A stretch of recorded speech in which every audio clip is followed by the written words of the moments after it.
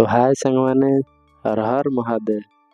ତ ଯେଉଁ ଭାଇ ଭଉଣୀ ଏବଂ ଗୁରୁଜନ ମାନେ କେଦାରନାଥ, ବଦ୍ରୀନାଥ ବା ଉତ୍ତରାଖଣ୍ଡର ଚାରିଧାମ ବୁଲିବାକୁ ଚାହୁଁଛନ୍ତି, କିନ୍ତୁ ଏହା ରେଜିଷ୍ଟ୍ରେସନ ବିଷୟରେ ଜାଣିନାହାନ୍ତି, ଏହା କିପରି ହେବ, କେତେ ଟଙ୍କା ଲାଗିବ, ଏ ବିଷୟରେ କୌଣସି ତଥ୍ୟ ତାଙ୍କ ପାଖରେ ନାହିଁ। ତ ସେଇମାନଙ୍କ ପାଇଁ ଏହି ଭିଡ଼ିଓଟି ଆମେ ନେଇ ଆସିଛୁ। ତ ଯେଉଁମାନେ ରେଜିଷ୍ଟ୍ରେସନ ବିଷୟରେ ଜାଣିନାହାନ୍ତି, ପ୍ରଥମେ ଜାଣନ୍ତୁ ଉତ୍ତରାଖଣ୍ଡ ଯିବାକୁ ହେଲେ ରେଜିଷ୍ଟ୍ରେସନ ନିହାତି ଆବଶ୍ୟକ, ନହେଲେ ଚାରିଧାମ ଏଣ୍ଟ୍ରି କରାଇବେ ନାହିଁ। ତେଣୁ ଏ ଭିଡ଼ିଓଟି ସମ୍ପୂର୍ଣ୍ଣ ଦେଖନ୍ତୁ ଏବଂ ରେଜିଷ୍ଟ୍ରେସନ ବିଷୟରେ ଜାଣନ୍ତୁ। ଏହା ସମ୍ପୂର୍ଣ୍ଣ ରୂପେ ମାଗଣା, କୌଣସି ଚାର୍ଜେସ୍ ଲାଗିବନି ରେଜିଷ୍ଟ୍ରେସନ ପାଇଁ। ତ ଘରେ ବସି ରେଜିଷ୍ଟ୍ରେସନ କରିଦିଅନ୍ତୁ। ଏହାର ଅଫଲାଇନ୍ ରେଜିଷ୍ଟ୍ରେସନ ହରିଦ୍ୱାର, ଗୌରୀକୁଣ୍ଡ, ସୋନପ୍ରୟାଗରେ ଥିଲେ ମଧ୍ୟ ପ୍ରବଳ ଭିଡ଼ ଯୋଗୁଁ ଲାଇନ୍ ଲାଗିକି ରେଜିଷ୍ଟ୍ରେସନ କରିବାକୁ ପଡ଼ିବ।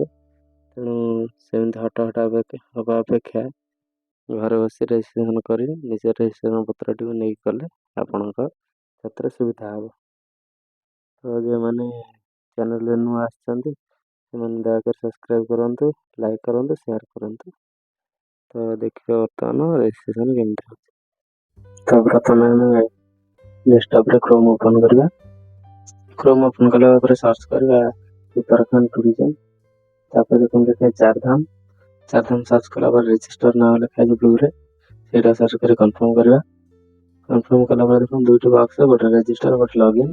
ପ୍ରଥମେ ଯେଉଁମାନେ ଲଗ୍ଇନ୍ କରିଦେଇଥିବେ ତ ଲଗ୍ଇନ୍ ଆକାଉଣ୍ଟ ଖୋଲିବେ। ପ୍ରଥମରୁ କଲେ ପ୍ରଥମେ ରେଜିଷ୍ଟର କରିବେ, ଯେମିତି ଅଛି ନେମ୍ ଦେବା, ମୋବାଇଲ ନମ୍ବର ଦେବା।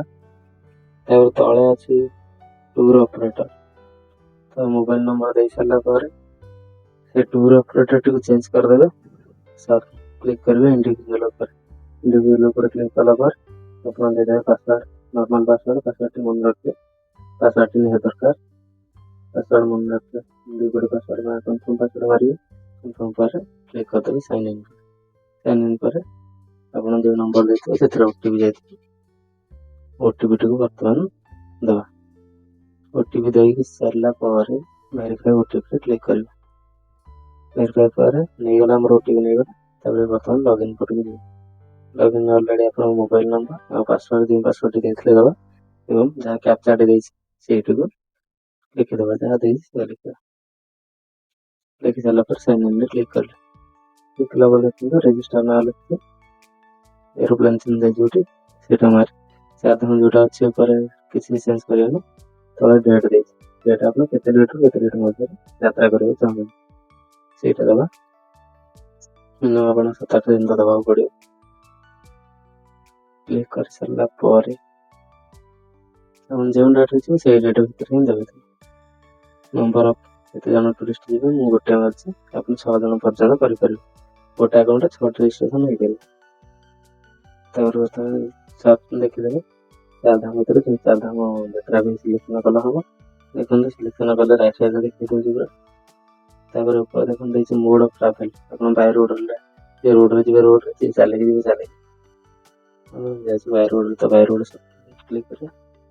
ତାପରେ କେଦାରନାଥ, ବଦ୍ରୀନାଥ ସିଲେକ୍ଟ କରିଦେଲେ ଆମେ ଦୁଇଟି ଧାମ ଯିବୁ, ସେ 4ଟି ଧାମ, 4ଟା ଧାମ ସିଲେକ୍ଟ କରିବେ। ତାପରେ ସିଲେକ୍ଟେଡ୍ ଡେଟ୍ ଦେଇଦେବେ 2 ଜାଗାରେ।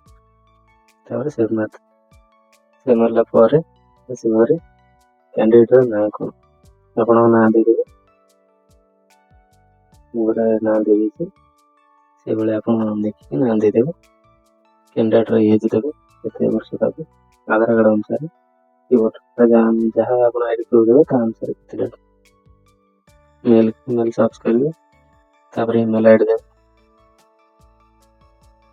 ଇମେଲ୍ ଆଇଡି ଦେଇ ସାରିଲା ପରେ ଯେଉଁ ମୋବାଇଲ ନମ୍ବରଟି ଦେଇଥିଲେ ସେ ମୋବାଇଲ ନମ୍ବରଟି ଦେବେ। ମୋବାଇଲ ନମ୍ବର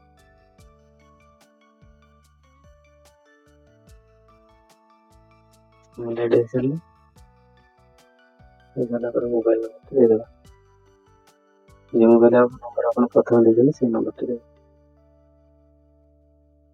ଅନ୍ୟମାନଙ୍କର କଲାବେଳେ ଆପଣ ଅନ୍ୟମାନଙ୍କର ନମ୍ବର ଦେଇପାରିବେ, ସେମିତି କିଛି ଅସୁବିଧା ନାହିଁ। ତାପରେ ରାଇଟ୍ ସାଇଡ଼୍ରେ ଦେଖନ୍ତୁ ଲେଖା ହେଇଛି ସେଇଟା ହିଁ ହ୍ୱାଟ୍ସଆପ୍ ନମ୍ବର ବି କ'ଣ ପଚାରିଛି, ସେ ବକ୍ସରେ କ୍ଲିକ୍ କରିଦେବେ। Is this WhatsApp number too, ଯଦି ସେଇ ନମ୍ବରଟି ଯେଉଁ ନମ୍ବର ଏବେ ଦେଲେ ସେଇଟା କ୍ଲିକ୍ କରିଦେବେ। ତାପରେ ଆଧାର କାର୍ଡ଼ ନମ୍ବର ଦେବେ, କଣ୍ଟ୍ରି ତ ଇଣ୍ଡିଆ, ତାପରେ ଆଡ୍ରେସ୍ ଲେଖିବେ। ଆଟ୍ ପୋଷ୍ଟ ପୋଲିସ ଷ୍ଟେସନ ଯାହା ଆପଣଙ୍କର ଆଧାର କାର୍ଡର ଆଡ୍ରେସ୍ ଅଛି ସେ ସବୁ ଆଡ୍ରେସକୁ ଲେଖିଦେଇ ଚାଲିବେ।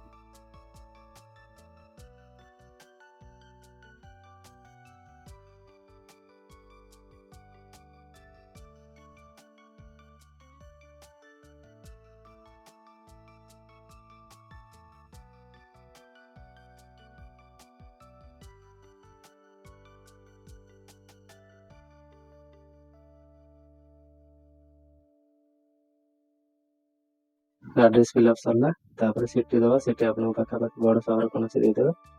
ତାପରେ ଡିଷ୍ଟ୍ରିକ୍ଟ କ'ଣ ଆପଣଙ୍କର ଜିଲ୍ଲା କ'ଣ ଦେବେ। ତାପରେ ରାଜ୍ୟ ବି ଆମର ଓଡ଼ିଶା ଯେହେତୁ ଓଡ଼ିଶା ଦେବା।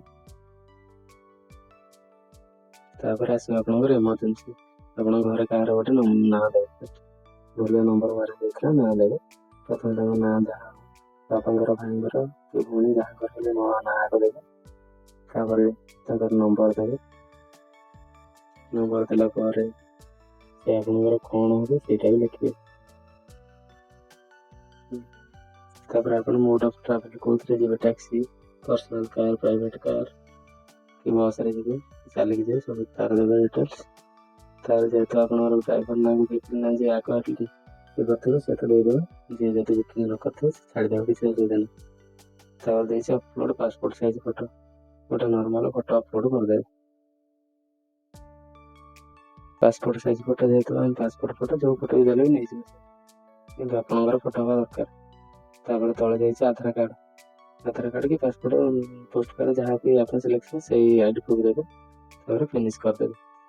ତ ଏତିକି କଲା ପରେ ଏବେ ଚେକ୍ କରିଦେବେ କେଉଁଟା କ'ଣ ଭୁଲଭାଲ ହେଇଛି କି କ'ଣ।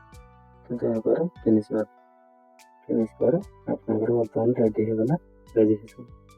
ପୁରା ବହୁତ ସହଜ। ଓକେ କରିଦେବେ। ଓକେ କଲା ପରେ ସେ ଆସିଯିବ। ତାପରେ ଡାଉନଲୋଡ଼ PDF ଲେଖା ହେଇଛି ଅରେଞ୍ଜ କଲର୍ରେ, ସେ ଡାଉନଲୋଡ଼ PDFରେ କ୍ଲିକ୍ କଲା ପରେ ଆପଣଙ୍କର ରେଜିଷ୍ଟ୍ରେସନ୍ ଡାଉନଲୋଡ଼ ହେଇଯିବ। ଦେଖିଦିଅନ୍ତୁ ଆମର ହେଇଗଲା। ତ ଏତିକି। ଆଉ ଯେଉଁମାନେ ବୁଝିପାରିଲେନି ସେମାନେ କମେଣ୍ଟ ମାଧ୍ୟମରେ ଜଣାଇବେ। ଆଉ ହ୍ୱାଟ୍ସଆପ୍ ମାଧ୍ୟମରେ ମଧ୍ୟ ଏହାର ରେଜିଷ୍ଟ୍ରେସନ୍ ହେଉଛି। ଯେଉଁମାନଙ୍କୁ ହ୍ୱାଟ୍ସଆପ୍ ନମ୍ବରଟି ଦରକାର ମୋତେ କମେଣ୍ଟରେ ଜଣାଇଲେ ମୁଁ ତାଙ୍କୁ ହ୍ୱାଟ୍ସଆପ୍ ନମ୍ବର ମଧ୍ୟ ପ୍ରୋଭାଇଡ଼ କରିପାରିବି। ଧନ୍ୟବାଦ, ରହିଲି। ହର ହର ମହାଦେବ।